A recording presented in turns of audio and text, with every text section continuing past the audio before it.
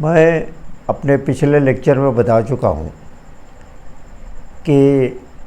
اسلام کے اندر ہر وہ چیز جو انسان اور انسانیت کے لیے فائدہ مند ہے وہ لافل ہے، جائز ہے، اور ہر وہ چیز جو انسان کے لیے اور انسانیت کے لیے نقصان دہ ہے وہ اسلام کے اندر ان لافل ہے، پروہیبٹڈ ہے۔ اسی لیے قرآن کے اندر بہت سی ایسی چیزیں جو انسان اور انسانیت کے لیے نقصان دہ ہیں،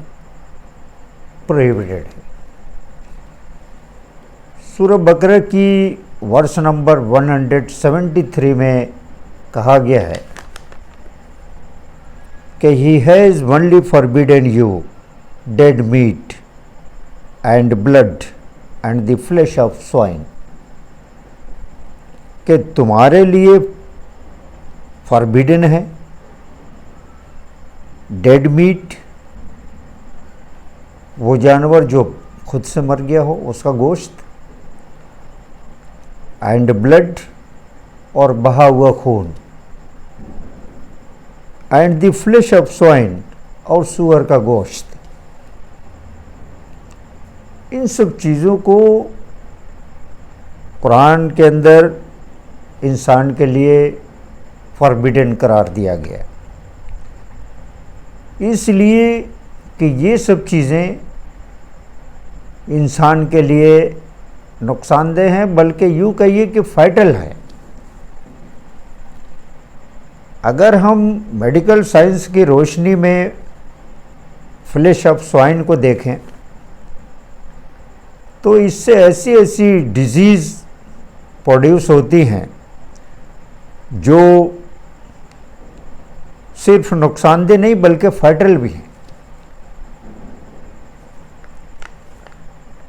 میڈیکل سائنس ہمیں بتاتی ہے کہ according to the study the consumption of پگ flash correlated to multiple sclerosis, cirrhosis of liver, liver cancer and hepatitis E۔ اور آگے کہا گیا ہے کہ its effects are saturated and correlated to strokes, heart attacks and Alzheimer's disease۔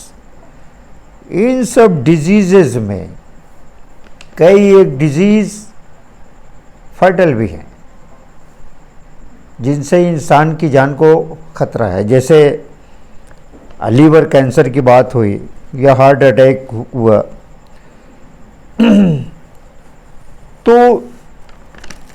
چونکہ یہ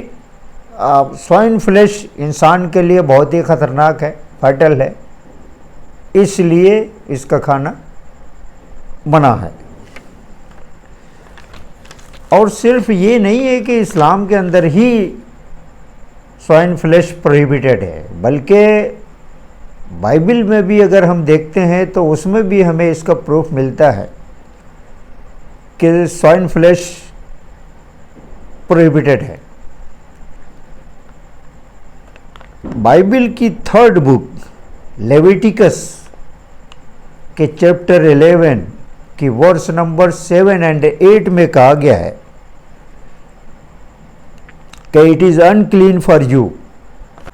کہ پگ تمہارے لیے ان کلین ہے،